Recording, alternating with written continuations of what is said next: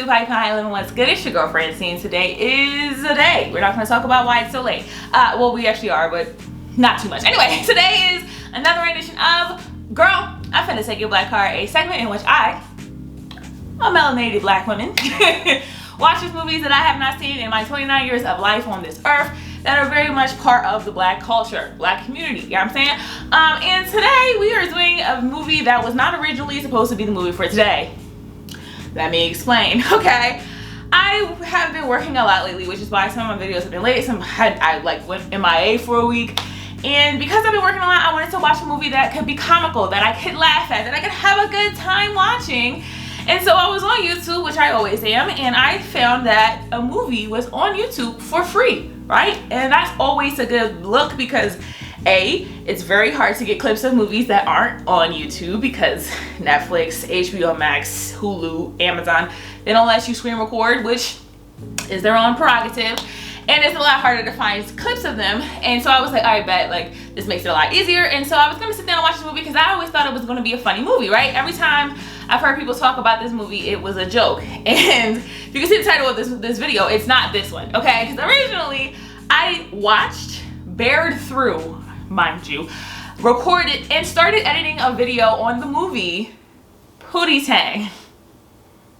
Now, if you've ever seen that movie, you know why it's not the movie for today, because I started editing that video and I was like, this is horrible.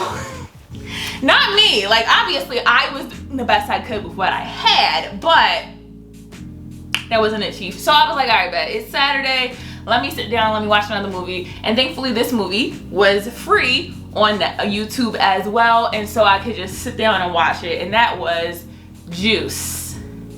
Another one I've heard a million times about. Is actually suggested by y'all, and y'all did not suggest Pootie Tang. I put that on myself, and I am just dumb because I thought y'all haven't actually asked for any comedy movies, which I enjoy comedy movies, so I wanted to watch one. So if you have any comedy movies you want me to watch that are black, you know, movies that you think I may not have seen, put them in the comments for some suggestions. But Juice actually was kind of comical, to be quite honest. And for so many reasons, mainly because I have a twisted sense of humor. But again, let's get into the review of the movie that's actually going to be the girl finna take your black card for this week, which is Juice. Okay, so this movie, again, like I said, I heard a lot about. I knew Tupac was in this movie. And we've already talked before about having movies that are starring rappers who cannot act.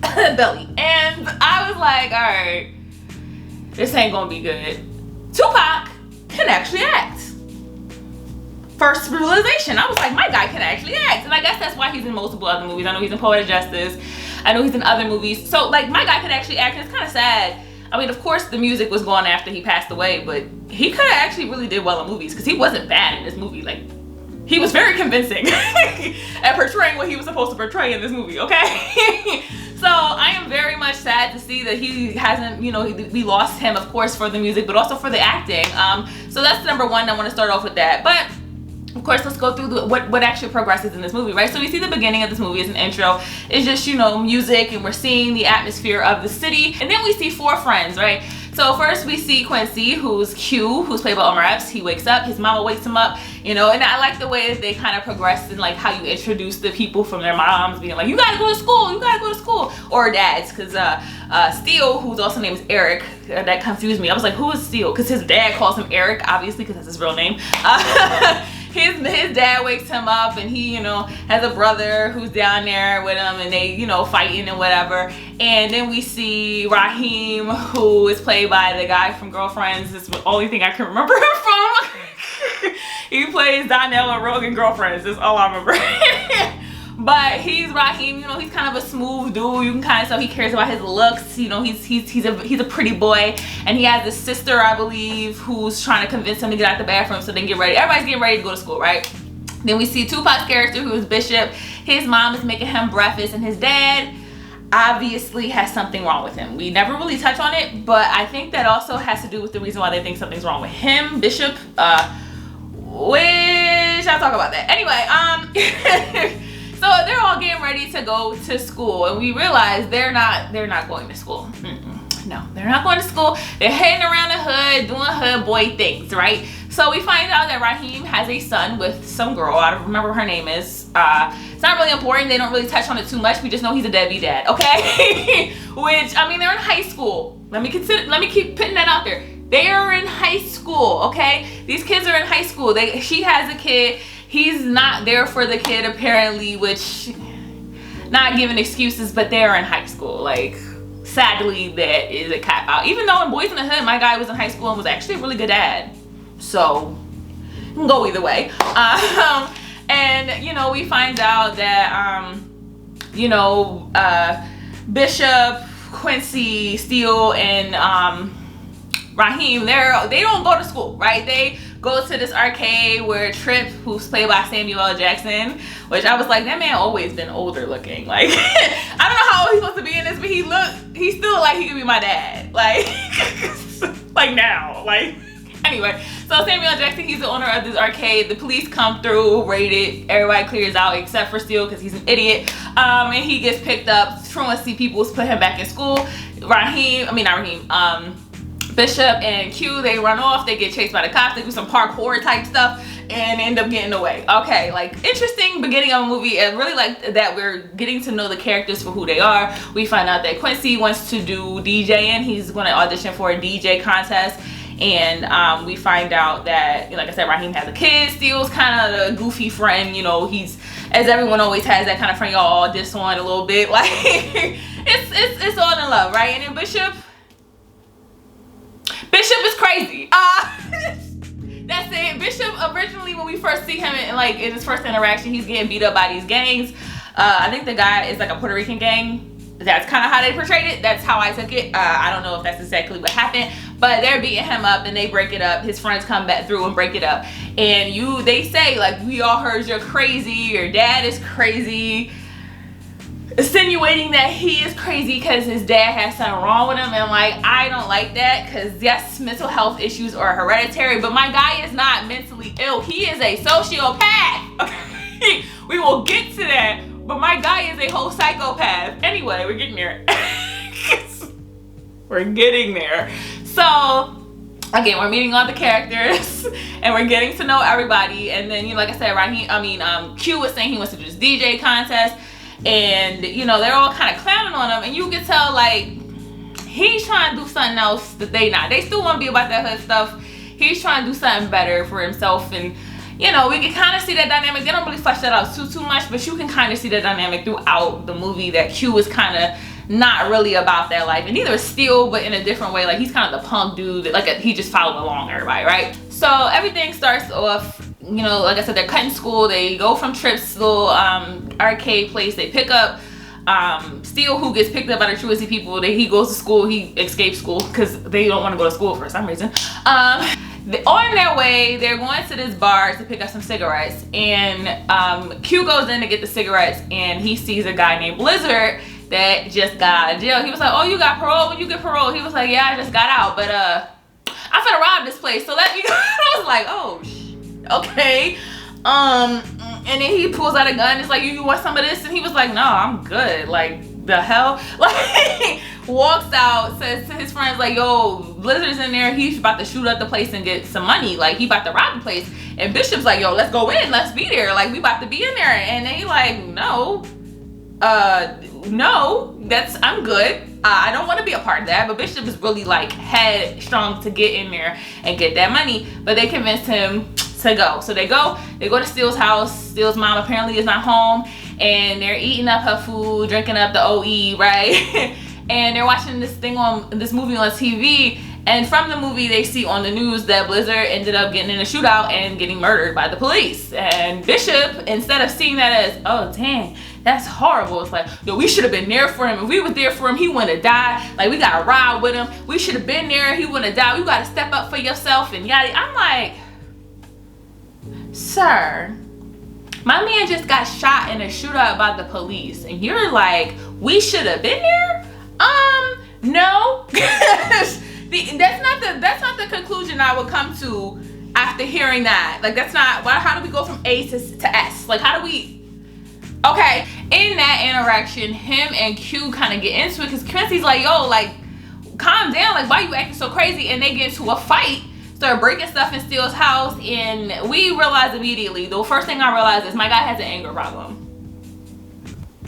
My guy has an anger problem, and he is obviously a little not right in the head. Now, look, you know, people, you can go to therapy, you can get some help, but my guy seems like he's perfectly content with having this anger problem, okay? So I'm like, I really don't like the way this is going, because my guy obviously isn't, he's the one that's gonna get everybody messed up, because in every hood movie, there was always one person that's gonna make everything get effed up. It was obviously him. I found it out already. We're like 20 minutes into the movie. I was like, yeah, it's him. Then we get to the part that I honestly think should have been cut out this movie because it was completely unnecessary and also disgusting. And that is the fact that Quincy is dating a grown-ass woman. And like I said in the Belly movie, I almost cut it off because irregardless of which way it goes, if it's an older woman and a younger man, an older man to a younger woman, it is still disgusting. And there was no point of this being in the movie. That did not help the plot whatsoever. It did not carry on the plot. This grown-ass woman, who is married, by the way, she just left her husband, is having sex with a high schooler.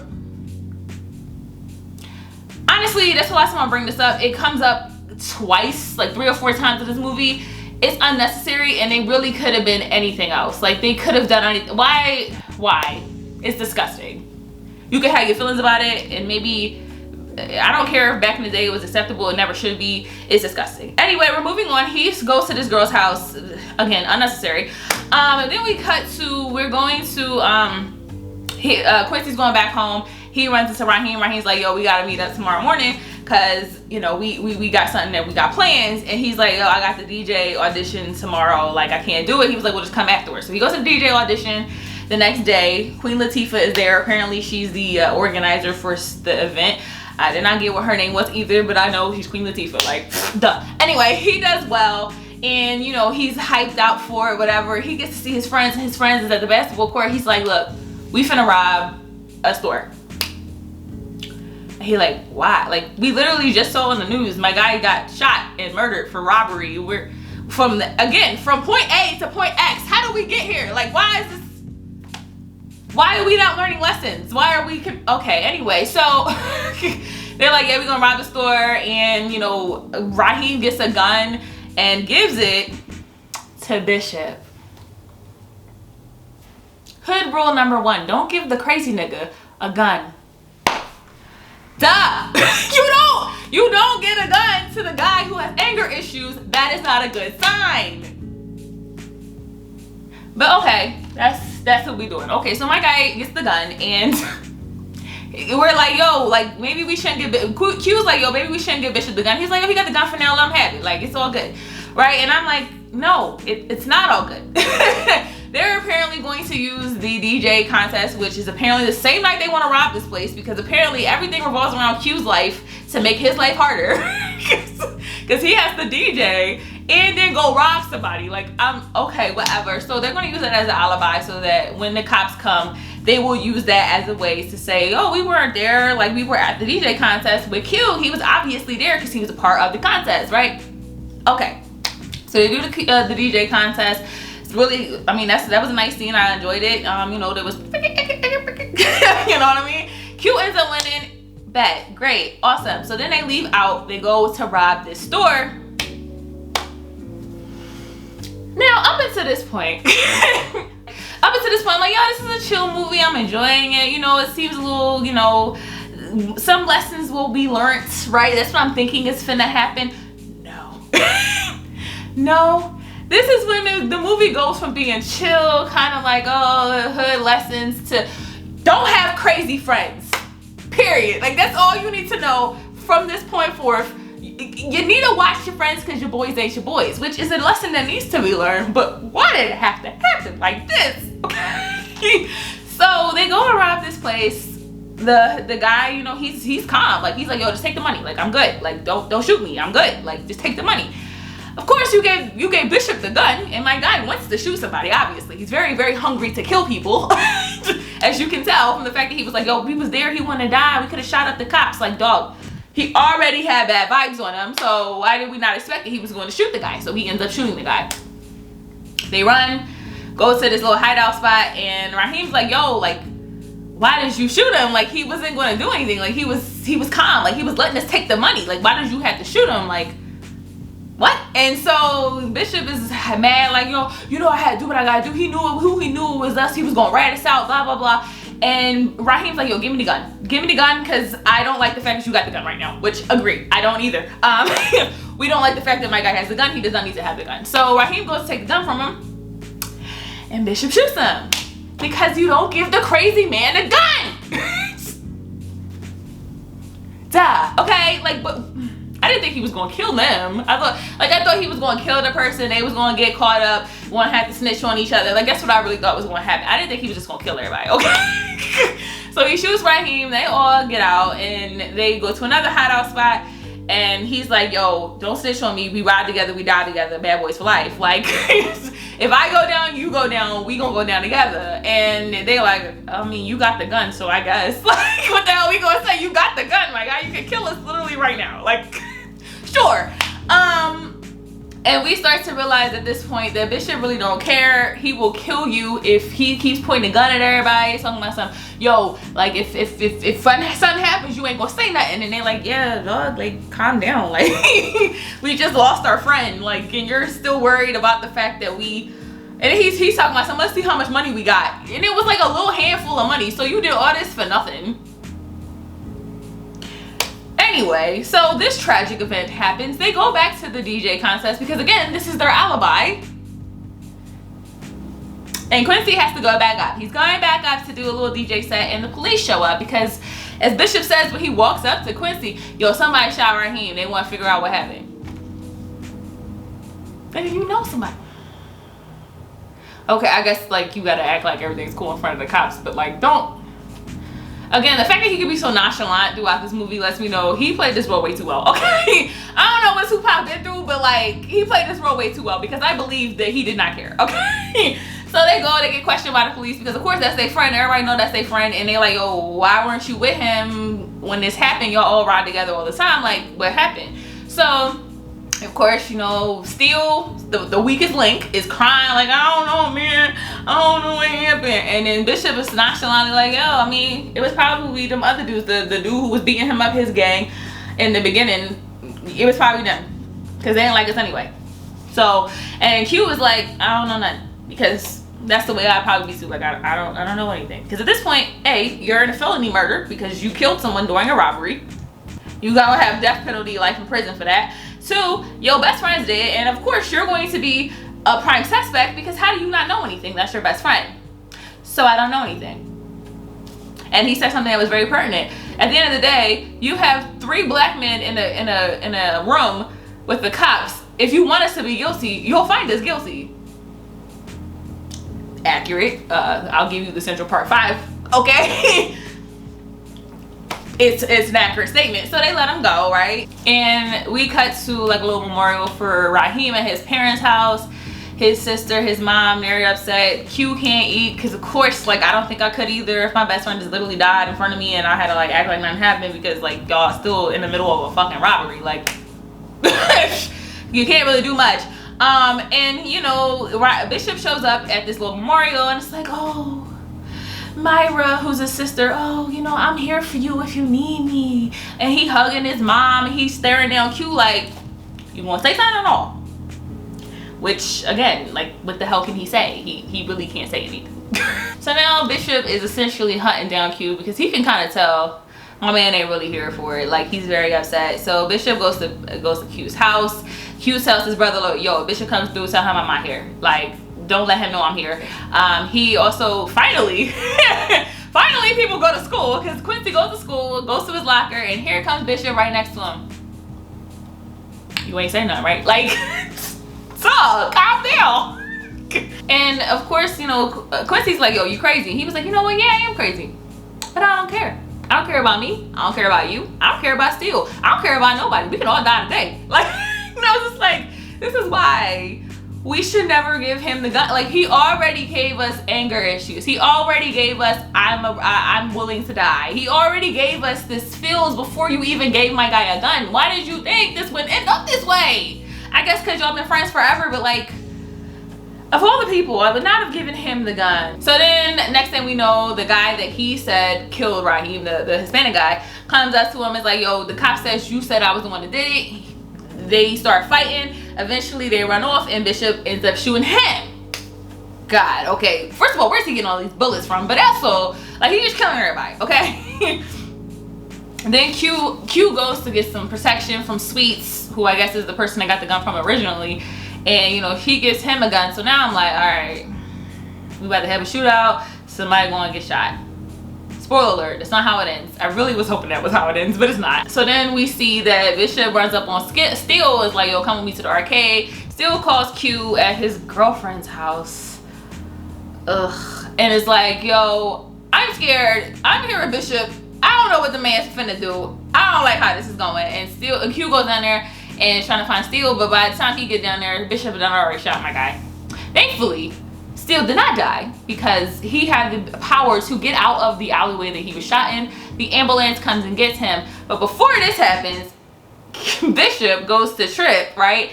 And tells him, yo, I don't know what happened to Q. Q is he's a loose cannon. I don't know what happened. Like, I don't know what he's gonna do to Steele. He been acting crazy recently. And I'm like, in my opinion, if a person unsolicited comes up to me and tells me that another person is crazy, they're usually the crazy one. That's how I take it. Like, why are you telling me this? I didn't ask you for this information.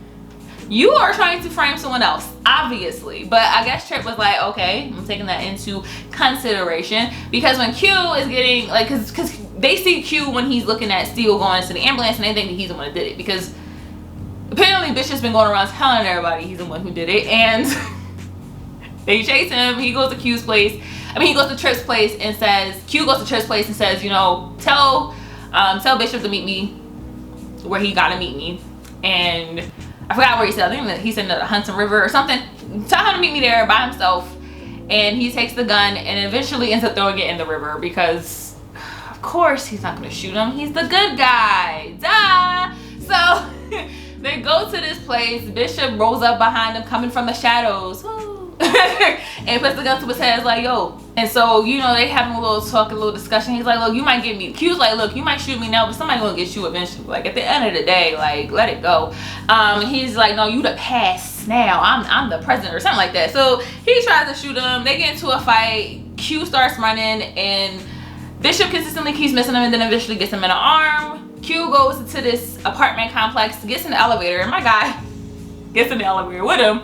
And he was like, what you gonna do, shoot me in the elevator? Apparently, because my guy starts blowing off shots, bang, bang, in the elevator. Like, sir, this is an enclosed elevator. You can kill everybody in here. But anyway, he ends up missing. He doesn't shoot anybody, thank God. He loses the gun. Some dude just picks it up. It's like, oh, I guess it's my gun now. Whoop.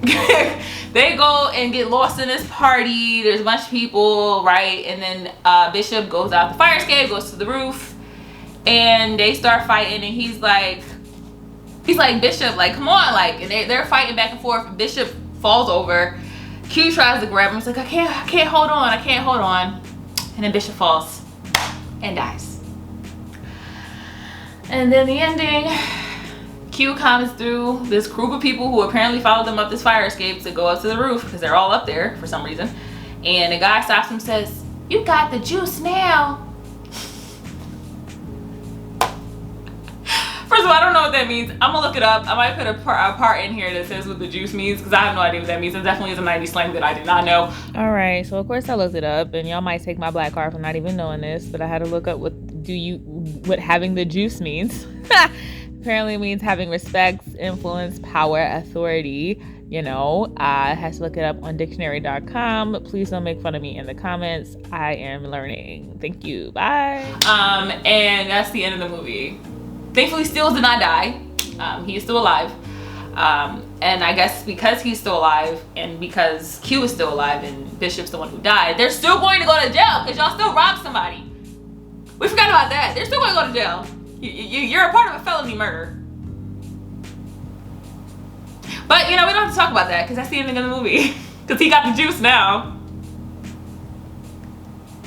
Again, this movie was kind of comical because, like I said, Tupac played this role way too well. I believed he was crazy 100%. 100%. He gave it too well. He did it too well. Same thing with DMX, but like not as over the top as DMX did it. DMX was just a loose cannon in and of itself. He was a calm sociopath. Crazy. But yes, that is my review of Juice. As always, with my girl from the Sake of Black Cards, I'm going to rate this movie. This movie was well acted. The plot was kind of like, of course, you know, we learned a lesson. Your boys ain't your boys. You got to make sure that you don't get caught up in the life of crime, right? But I feel like they could have kind of played out this plot a little bit more. The movie was only an hour and 30 minutes. Like, the idea that they just went from, oh boy got shot in the shootout, to let's go rob somebody. Like, I feel like we should have probably fleshed that out a little bit more than just, well, we having a meeting and the meeting is we're going to rob someone and we didn't really even talk to you about it. You just a part of it now. Like, the whole thing with him being a DJ, I really wish they could have fleshed that out at the end. Maybe he ended up winning. Like, maybe give an ending to it. But it kind of seemed like they had this robbery, the whole thing's ensue. Bishop ends up being a crazy tyrant. He ends up dying, and that's it. Like, I feel like there was an incomplete ending, but again, acting good, plot okay, pacing was a little off, but I would definitely give this an 7 out of 10. 7 out of 10. It's definitely not the worst movie I've watched. It's definitely not the best movie I watched. Just still am putting Boys in the Hood at #1. Still, I'm sorry, still #1. But this one is definitely like I'll give it a 7.5 out of 10 actually, because I think I gave I'm about to give it an 8 out of 10 because I think I gave Shot as a 7 out of 10, and this is definitely better than that. My rating system is not great, but it's better than Shot does. It's not as good as like Dead Presidents, and actually it kind of reminds me of Dead Presidents, but like not as good as a plot. It's like what Dead Presidents could have, like it could have been that if they would have like fleshed the plot out a little bit. But yeah, that is my review of Juice. I enjoyed this movie. It was definitely better than Pootie Tang, and I will have to rinse my eyes out from watching that movie because it was horrible. Alright, and with that being said, if you like this video, hit that like button. If you have any comments, questions, or concerns, put them in the comment section below, as well as any suggestions you have for any other movies you want for Girl from the Sake of Black Card, or just for me to review in general. I like all types of movies. I'm giving y'all what y'all want. The last time I tried to do one and I picked out myself, as we've already realized it was a bad movie. So just give me yours, because I'll take yours. And if you haven't subscribed already, hit that subscribe button. I appreciate you. And with that being said, I will see y'all Monday, which is tomorrow, because I'm realizing this is Sunday. But I'll see y'all tomorrow, I promise. All right.